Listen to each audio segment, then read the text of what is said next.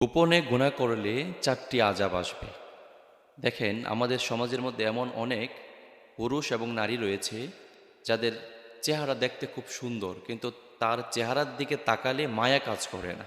অনেক পুরুষ আছে এমন, অনেক নারীও আছে এমন। আসলে এটার কারণ কি? হ্যাঁ, যারা গোপনে গুনাহ করে, এদের চামড়া যদি সুন্দর হয়, যদিও সাদা হয়, কিন্তু এদের চেহারার দিকে তাকালে মায়া কাজ করবে না। দেখেন, গোপনে যদি আপনি গুনাহ করেন, আপনার ৪টা বিপদ আসবে। ৪টা বিপদের মধ্যে ১ নাম্বার যে বিপদ, সেটা হলো আপনার চেহারার যে নূর আছে সেটা হারিয়ে যাবে। চেহারার নূর বলতে কি বুঝলেন? চেহারার নূর বলতে আপনার চামড়া সাদা, এটাকে কিন্তু বোঝানো হয়নি।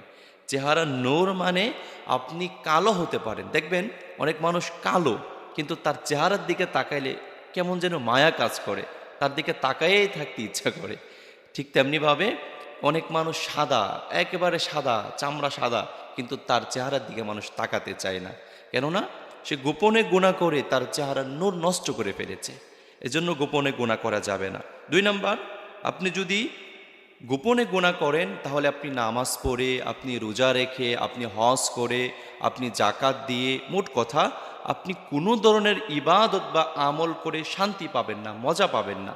আর যদি আপনি গোপনে গুনাহ না করেন, আপনি প্রত্যেকটা কাজের মধ্যে শান্তি আল্লাহ তাআলা দিয়ে দিবেন। প্রত্যেকটা কাজের মধ্যে আপনি ভালো লাগা, ভালোবাসা খুঁজে পাবেন। এজন্য গোপনে গুনাহ করা যাবে না।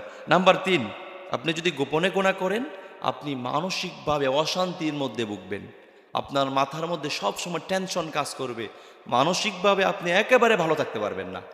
নাম্বার ৪, আপনি যদি গোপনে গুনাহ করেন, আপনার যে রিজিক আছে, আপনার অনেক রিজিক থাকবে, অনেক অট্টালিকা থাকবে, গাড়ি থাকবে, বাড়ি থাকবে, মাস শেষে বড় অঙ্কের বেতনও আপনি পাবেন, কিন্তু এই টাকাগুলোর মধ্যে, এই সম্পদগুলোর মধ্যে আপনি বরকত খুঁজে পাবেন না।